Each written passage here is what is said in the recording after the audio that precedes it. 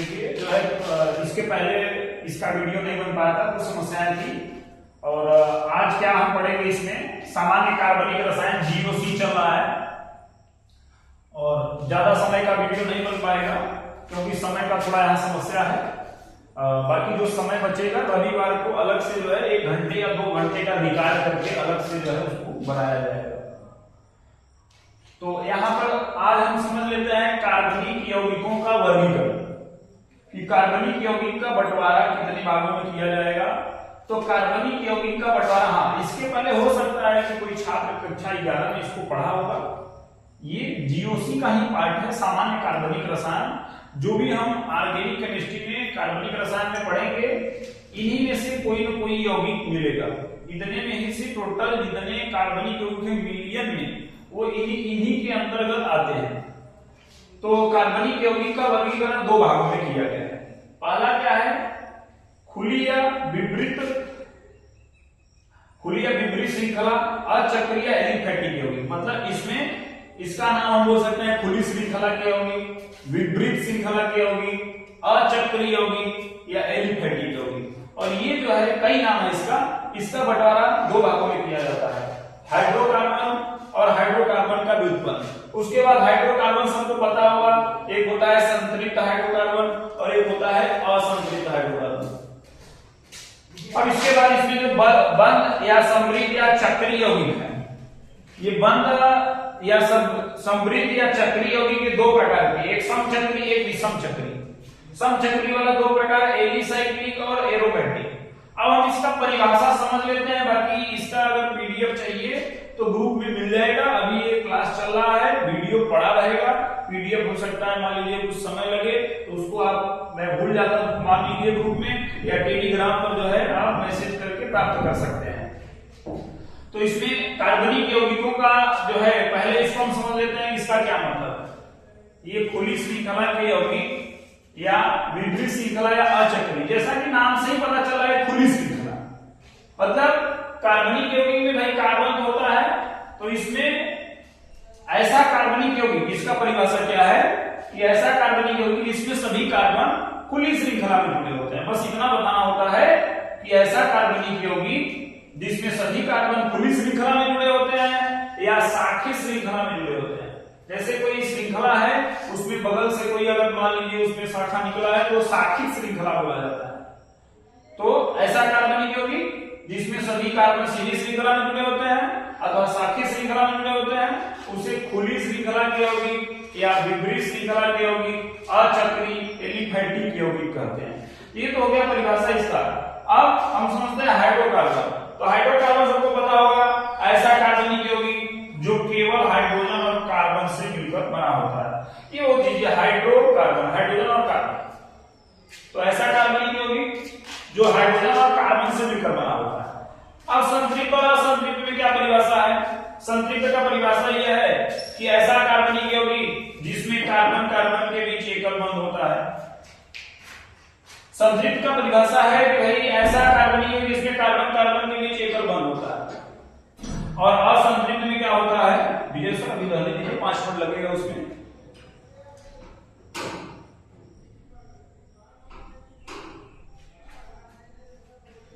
अरे सुनिए, हम क्या कर रहे हैं,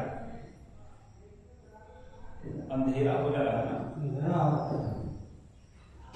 उसमें 5 मिनट लगेगा। तो असंतृप्त हाइड्रोकार्बन का क्या परिचय है कि भाई ऐसा कार्बनिक यौगिक जिसमें कार्बन कार्बन के बीच 2 बंध या कार्बन कार्बन के बीच जो है 3 बंध होता है, 2 बंध या 3 बंध, ऐसे यौगिक को असंतृप्त हाइड्रोकार्बन कहते हैं।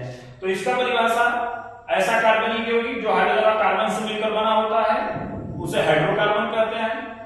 इसका क्या परिभाषा है, ऐसा कार्बनिक यौगिक जिसमें कार्बन कार्बन के बीच एकल बंध होता है उसे संतृप्त हाइड्रोकार्बन।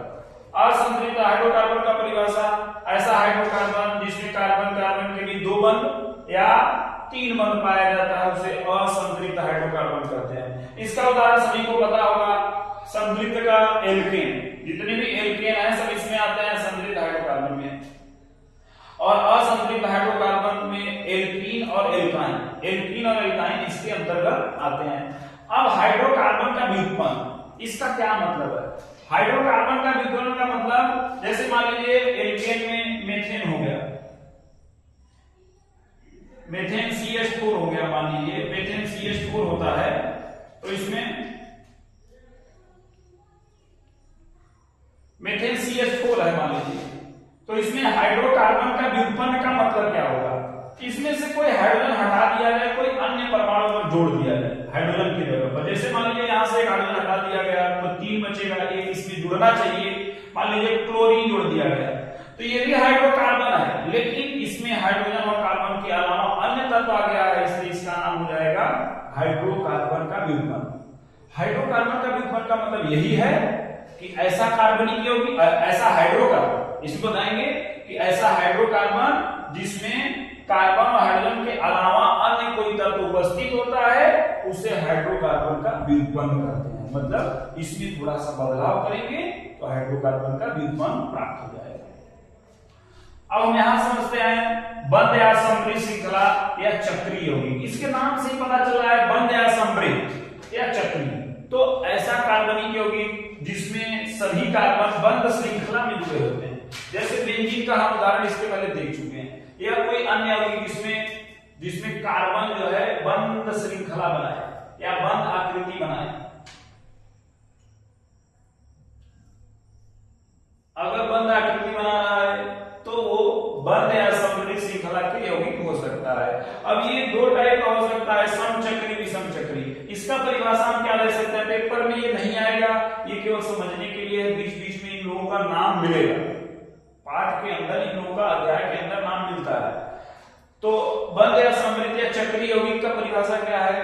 ऐसा कार्बनिक यौगिक, ये कार्बनिक यौगिक का पार्ट है, तो ऐसा कार्बनिक यौगिक जिसमें सभी कार्बन परमाणु बंध श्रृंखला में जुड़े होते हैं, उसे बंध या समृद्ध या चक्रीय यौगिक कहते हैं। अब समचक्री का मतलब यह है कि भाई बंध श्रृंखला में यदि बंध श्रृंखला में केवल कार्बन बस उपस्थित है तो वो समचक्री बोला जाएगा, और कार्बन के अलावा कोई उपस्थित है, मतलब ऐसा कार्बनिक यौगिक, इसको बताएंगे कैसे कि ऐसा कार्बनिक यौगिक जिसके बंध श्रृंखला में केवल कार्बन उपस्थित होता है, उसे समचक्री। और विषम चक्री का परिभाषा क्या है? ऐसा कार्बनिक यौगिक जिसके बंध श्रृंखला में कार्बन के अतिरिक्त अन्य तत्व, कार्बन के अलावा अन्य तत्व उपस्थित होते हैं, उसे विषम चक्रीय यौगिक कहते हैं। इसमें इसका उदाहरण क्या हो जाएगा? इसका उदाहरण आप लोग जो है पीडीएफ से देख लीजिएगा, या हम बता देते हैं कि जो ये होता है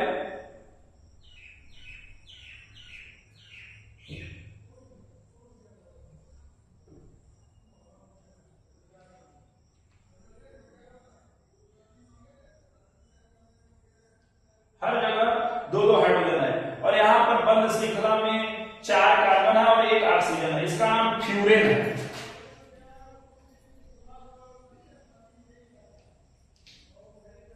तो एक उदाहरण हमने दे दिया, यहाँ सल्फर अगर लगा देंगे O के जगह पर तो उसका नाम थायोफीन हो जाएगा।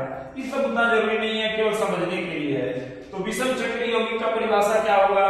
ऐसा कार्बनिक यौगिक जिसके बंध श्रृंखला में कार्बन के अलावा अन्य तत्व उपस्थित होता है, उसे विषम चक्रीय यौगिक कहते हैं। अन्य तत्व में कोई भी हो सकता है कार्बन के अलावा, वो ऑक्सीजन हो सकता है, सल्फर हो सकता है, नाइट्रोजन हो सकता है, कोई भी हो सकता है। लेकिन समचक्री में क्या है कि ऐसा कार्बनिक यौगिक जिसके बंध श्रृंखला में केवल कार्बन उपस्थित होता है। अब ये दो टाइप का हो सकता है, एक है एलिसाइक्लिक और एक है एरोमेटिक। तो एलिसाइक्लिक का उदाहरण क्या है कि इसमें एलिसाइक्लिक में और बंध आकृति मिनिमम 3 कार्बन से बनता है, 2 कार्बन से बंध आकृति नहीं बन पाएगा, 1 कार्बन से बंध आकृति नहीं बन पाएगा, कम से कम 3 कार्बन।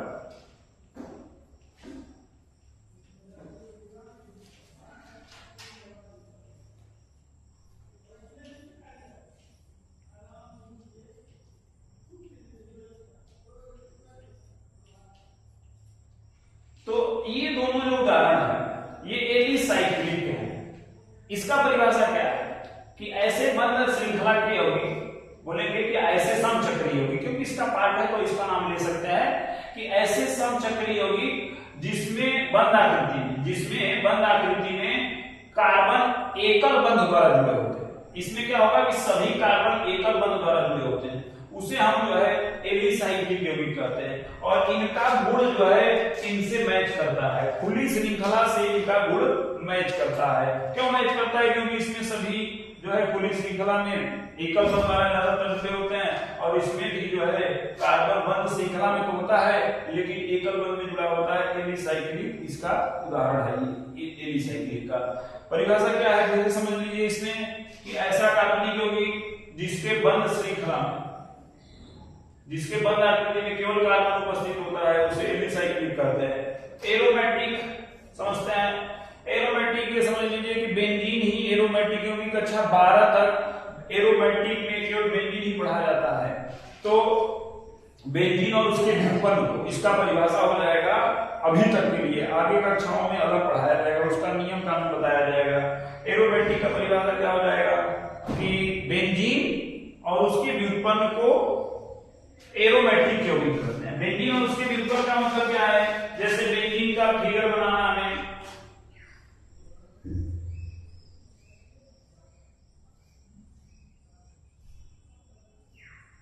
तो ये बेंजीन का फिगर है, तो ये बेंजीन हो गया। अगर इसमें मान लीजिए Cl जोड़ देते हैं ऊपर तो ये व्युत्पन्न हो जाएगा बेंजीन का व्युत्पन्न। अगर यहाँ OH जोड़ देते हैं तो हो जाएगा बेंजीन का व्युत्पन्न। मतलब यहाँ पर एरोमेटिक यौगिक का परिभाषा क्या हो जाएगा कि बेंजीन और उसके व्युत्पन्न को एरोमेटिक यौगिक कहते हैं। तो अभी तक जितना भी पढ़ाया जा रहा है शुरू से उसको देखिए, कहीं न कहीं आप लोग को आगे की कक्षाओं में ये फायदा पहुंचाएगा। और जो भी छात्र इधर उधर देखेंगे, मनमानी देखेंगे, उनको कुछ नहीं समझ में आएगा।